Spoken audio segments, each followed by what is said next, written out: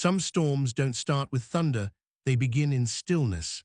Harrison Ford hadn't planned on attending the gala that night, but a promise, quietly made years ago, pulled him toward a yacht off Santa Monica's coast. He didn't come to be seen, he came to keep his word.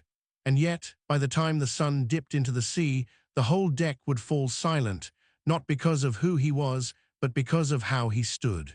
Before we begin, let us know where you're watching from, and if this story moves you, don't forget to subscribe. I'm sorry, sir, but I'm going to have to ask you to leave. Her voice didn't rise, it didn't need to. It was the kind of voice that had said no before, smooth, clipped, and just loud enough to slice through the murmur of champagne and string quartet. Around her, polished guests in linen and silk paused mid-sip. They didn't turn, not really. But their shoulders tilted, their ears leaned in. A man in a navy blazer chuckled softly and looked out toward the sea like he hadn't heard anything at all. He stood alone, near the starboard railing, watching the sun melt into the ocean like gold poured into silence. A worn navy jacket, faded cap, wind-blown hair gray at the temples. His hands were tucked into his pockets like he had nowhere to be but here. But clearly to her, he didn't belong. I don't see your wristband, she added, stepping closer, her heels silent on teak. This is a private fundraiser, invitation only, for people who support the work. Her eyes scanned him up and down, too quick to be polite, too long to be casual. No lanyard, no name badge, no visible reason to exist among people who sipped imported oysters and spoke about change without ever touching it. He didn't answer. Just nodded once, slow, thoughtful, as if the words needed time to arrive. Her tone shifted, faux regret. It's nothing personal, it's just, this is a curated space. A phrase so clean it erased him, no one stepped in. A woman in a backless red dress whispered something to her friend, laughter behind a hand. Another man checked his watch like this was a delay in the schedule. He still hadn't moved. Just kept watching the waves, hands in jacket pockets, like he was deciding between staying or vanishing. Have you ever seen someone be erased without a shout, without a scene? Just excluded, quietly, efficiently, as if they were never supposed to be there in the first place. And then, without a word, he reached up and removed his cap. For a second, no one breathed. His hair shifted in the breeze, a long, pale scar traced just behind his left temple. Faint, clean, a souvenir from somewhere else, somewhere loud, somewhere the people on this boat had likely never been. A place with smoke, maybe fire, maybe rotor blades and grit. The kind of place that never came with wristbands. The hostess blinked. She didn't recognize him. No one did. And that was the part that mattered most. Because in that moment, it wasn't just the scar they overlooked. It was the man, the story, the truth. And the storm he'd bring without ever raising his voice. But you'll want to stay for that. Because next, someone tries to erase his name too. And that's when the yacht starts to shift.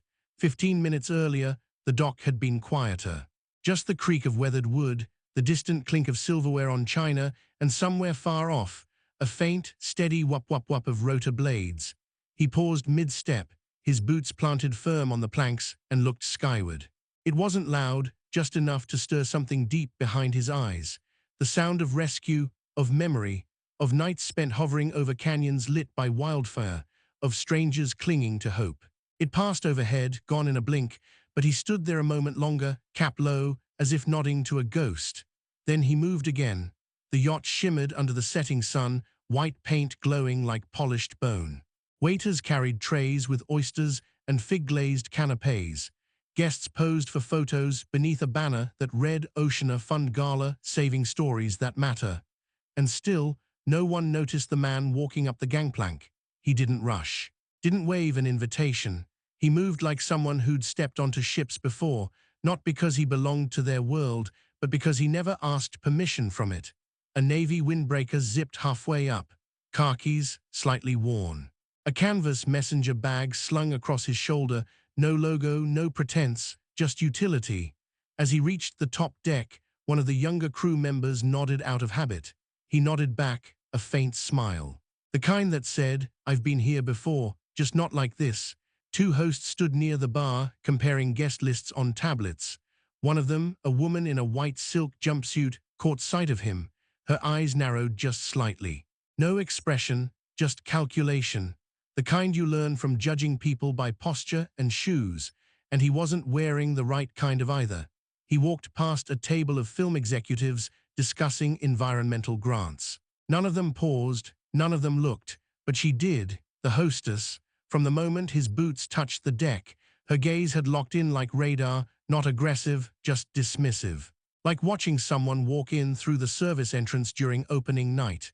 She leaned over to a man in a tailored grey suit, whispered something, and he chuckled. They didn't look back at him again, not then. He moved through the space like a shadow that no one was trying to see. Hands tucked in pockets, shoulders low, not out of shame, but because he had nothing left to prove. The only reason he was here tonight was a promise. 2 weeks ago, a young director had emailed him, someone he'd once helped years ago, back when the kid was fresh out of film school, working odd jobs to fund a short about coastal conservation. Harrison had written a check. No publicity, no press, just faith. The film went on to win awards, and now the kid, still awkward, still genuine, had sent a heartfelt invitation, not through the official channels, just a direct email that said, "You believed in me when no one else did. If you're near Santa Monica, come aboard. You'll always have a seat." He came quietly, as promised, but there was no one waiting for him at the entry, no name badge printed, no clipboard box checked, just music, light, and people too busy curating their images to notice the man who'd saved more than reels of film in his lifetime. And the hostess, she saw him. Oh, she saw him. The moment he stepped on board, not as a guest, not as a name, but as a wrinkle in the visual harmony of her evening, something she couldn't categorize, so she decided to erase, not loudly, not right away, but with the kind of smile that hides a target. And that was the moment the clock started ticking. Because when you ignore a man like that, you don't erase him. You write the first line of your own undoing. And next, as she tries to make him disappear, with a clipboard and a smile, the hostess reappeared with purpose. Clipboard in hand, smile sharpened to a perfect blade. She moved across the deck like someone sweeping crumbs off a table, efficient, silent, certain they didn't belong. "Excuse me, sir," she said, louder this time. "May I have your name?" Heads turned, just a few, not enough to intervene, but enough to witness, enough to say they saw later if pressed. He turned to face her, calm, polite. No challenge in his stance, only patience. "Harrison Ford," he said, clear and low, the kind of voice that didn't need to rise to be heard. She blinked, not confusion, performance. "I'm sorry, could you repeat that?" A young man near the back corner, half drunk on Prosecco and self-importance, lifted his phone like he was checking messages, but the lens was pointed straight at them. Live stream quiet, no sound, just framing. "Harrison Ford." He said it again, no hint of annoyance. As if the moment didn't bruise him, just passed through. She scribbled something on the clipboard, but the pen didn't move, just traced invisible circles on paper. "And do you have your invitation on you?" Her voice too sweet, too slow, like syrup poured over broken glass. He reached into the inner pocket of his jacket and pulled out a single folded envelope. Thick paper, embossed edges.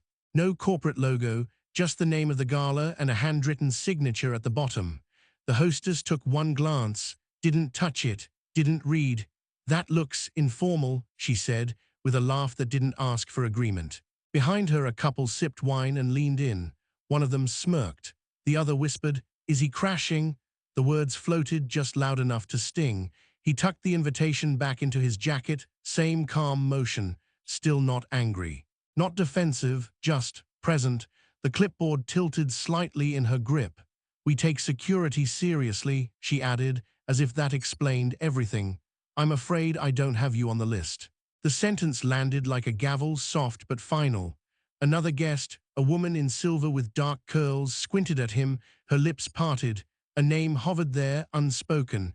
Recognition flickered, then faded. "No," she whispered to herself. "Can't be, not like that. Because legends don't wear frayed jackets, they don't carry their own bags, they certainly don't stand alone while being asked to leave a party they funded." And yet here he was, real, still, unmoving.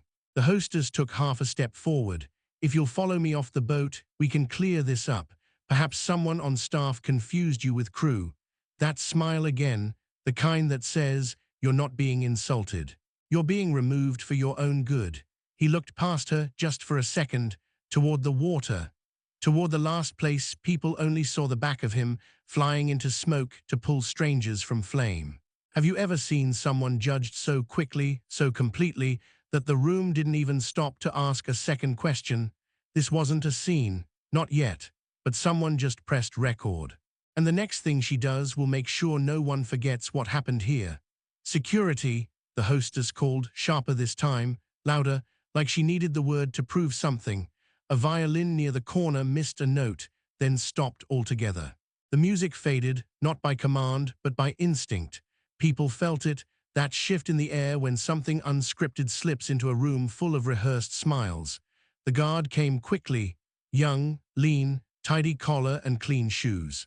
He paused just short of the scene, glancing at the hostess, then at the man she had cornered. Harrison didn't move, didn't flinch, just stood there, hands still tucked into the sides of his jacket, eyes steady. "I need you to confirm your name, sir," the guard said, voice professional but uncertain. He wasn't sure what this was yet. Trouble, misunderstanding, disruption. Harrison looked at him, not up, not down, just level. "I've left rooms before," he said quietly, but never because someone was afraid of a jacket.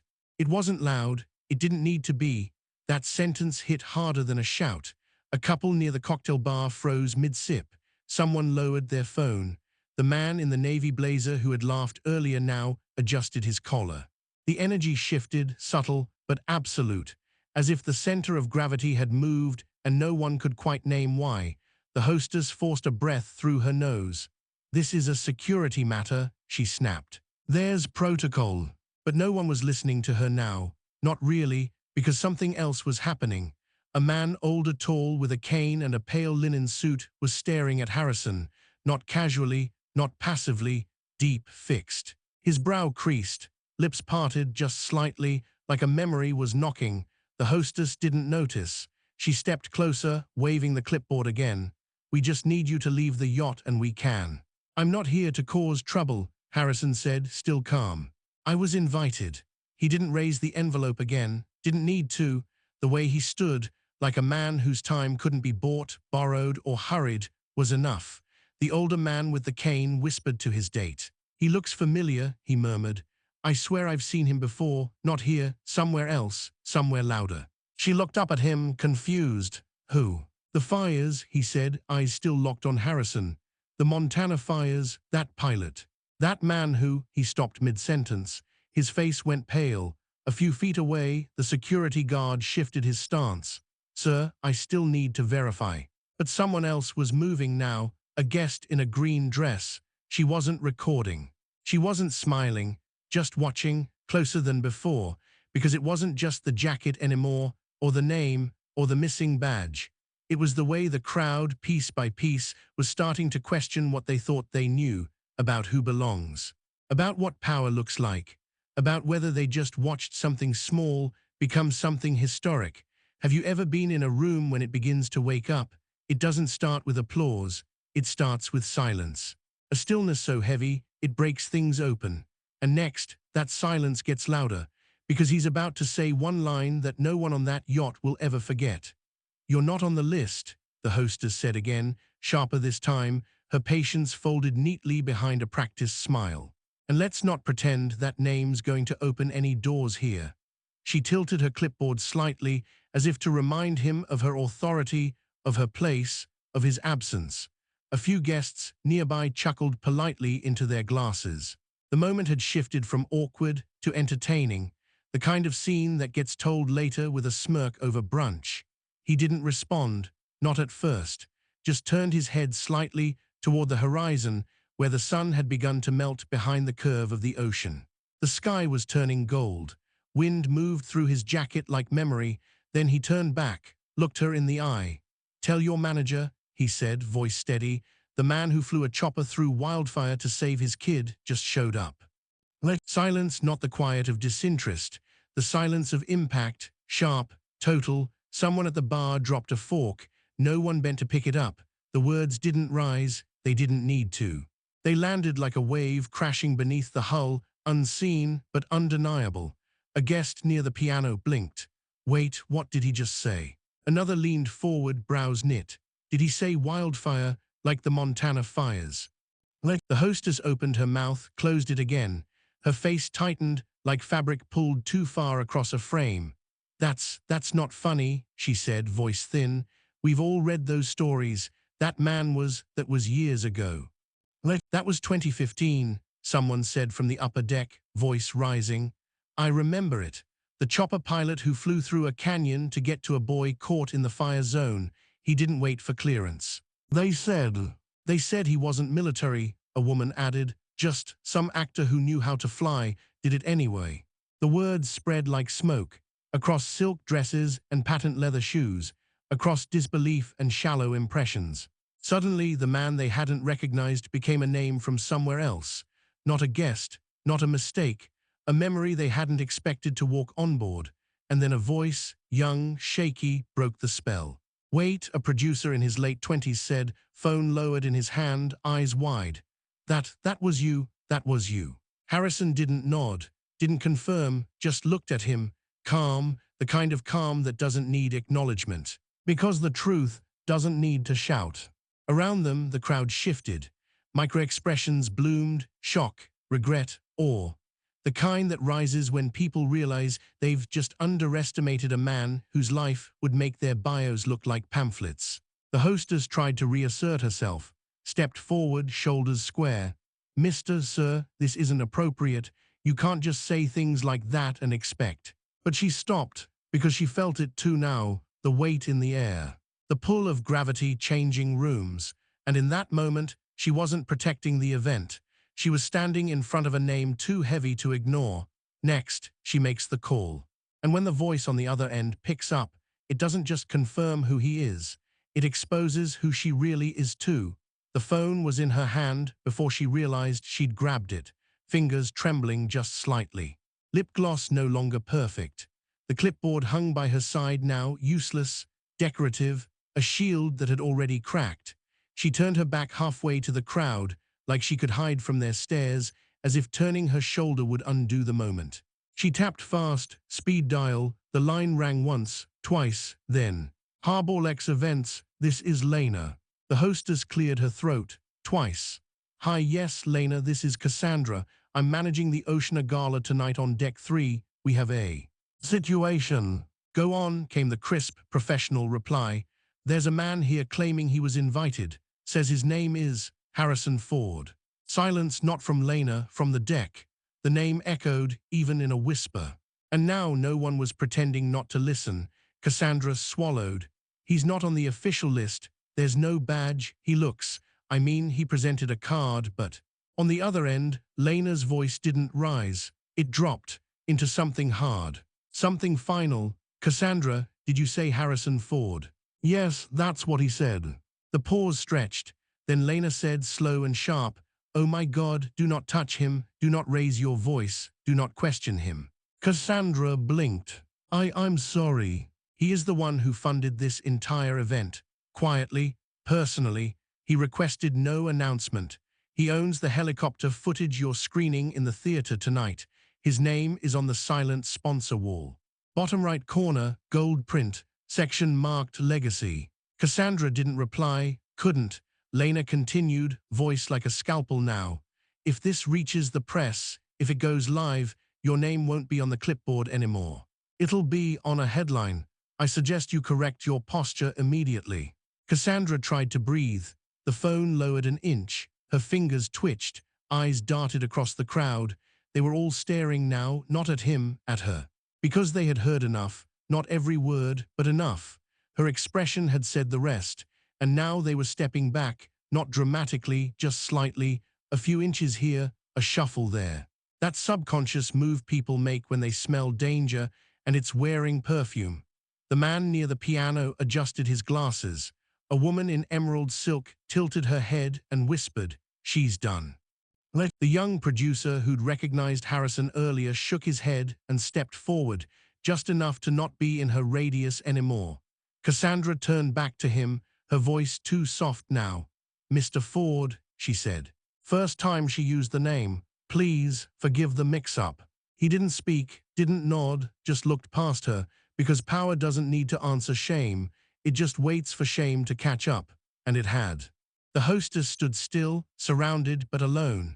The room that had once floated on curated elegance now sank under the weight of recognition. No music, no small talk. Just the realization that they'd all watched something small become something permanent.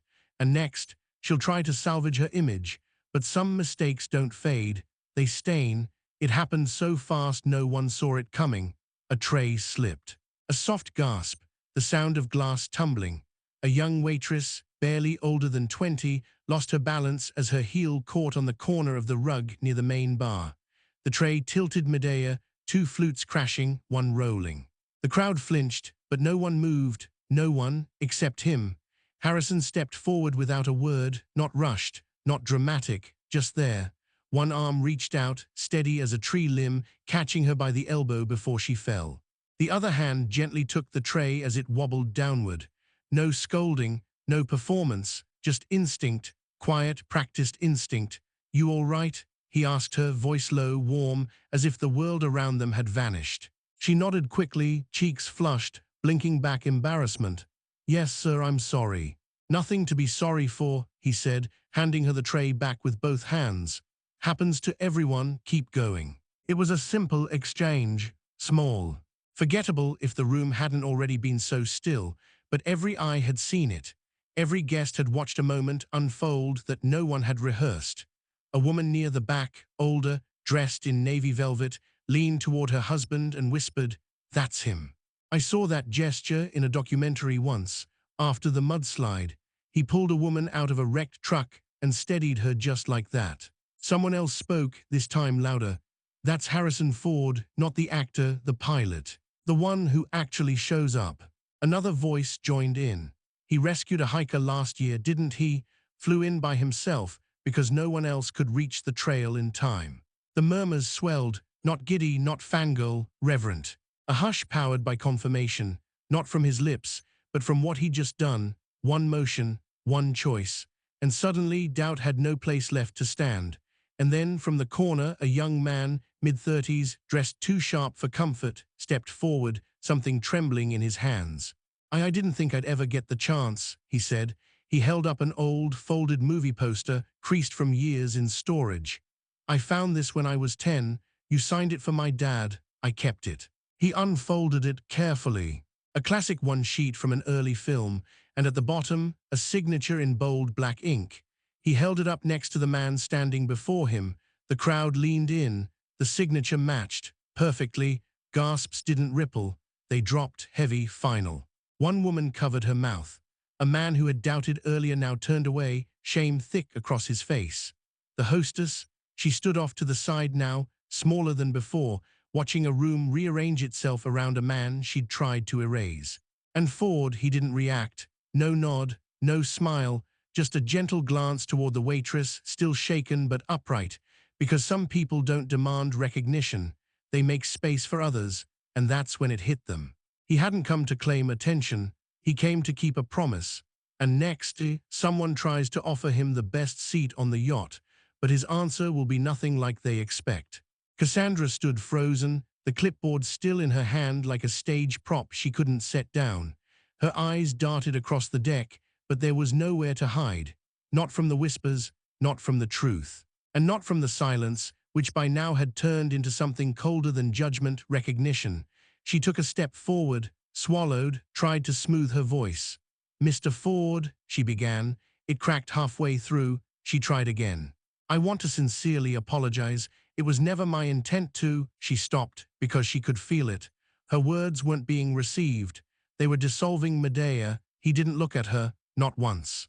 Instead, Harrison turned his head, slow, deliberate, toward the young waitress he'd helped minutes earlier. She was still holding the tray, still shaken, still unsure where she fit in a room that almost erased her too. He took a single step toward her, not grand, not dramatic, just enough to close the space between them. "Don't let rooms like this tell you who you are," he said softly. "I've been in worse ones." She nodded almost too quickly, her eyes glistening. A thank you hovered on her lips but didn't need to be spoken. She knew, and so did everyone else. Then he turned back to the rail, facing the water again. No announcement. No victory lap. Someone nearby offered him a flute of champagne. He declined it with a quiet hand. Someone else gestured toward the VIP lounge. He shook his head once. Polite, final, he wasn't here to be elevated.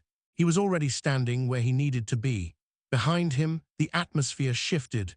No music had returned. The conversations hadn't resumed. It was like the whole party had paused and realized it had never really started. And then it happened, a soft clap. One person, no face in frame, just a sound, small, respectful, not celebration, acknowledgement, then another. A second pair of hands joined, then a third, not thunderous, not performance. Just the sound of a room adjusting to the weight of someone they had mismeasured. Cassandra lowered her head. For the first time that evening, she looked truly small, not because someone had taken her power, but because she had never owned it in the first place. Across the deck, the young producer who had held up the poster was now on his phone, not texting, watching. His live stream had never stopped recording. Thousands were already watching, the number climbing with every second. On screens across the city, across the world, people were hearing the story in real time, about a man dismissed for being quiet, for being plain, for wearing the wrong jacket to the right party, and how, without raising his voice, he'd reminded an entire crowd what legacy really means. It wasn't a speech, it wasn't a name drop, it was a moment, and in that moment, every person on that yacht saw it, some for the first time. Power isn't noise, power isn't decoration, power is presence, silent, undeniable, unshakable. One guest turned to another. He didn't need to say a word, she whispered. That's the point. Another nodded. He showed up. That was enough. And somewhere out in the dark, past the edge of the railing, the ocean lapped softly against the hull. As if it too was listening, he stood there alone, not because he was excluded, but because he chose stillness over spectacle. And that's the thing they'll remember, not the apology, not the clipboard, not even the name, but the man who didn't need to be recognized to be known. Next time you walk into a room and feel like you don't belong, remember this. You don't need to explain yourself to be real. You don't need applause to matter. You just need to stand in your truth. And sometimes that's louder than anything a microphone could carry. If you enjoyed this story, let us know in the comments. And don't forget to like, share, and subscribe for more inspiring stories.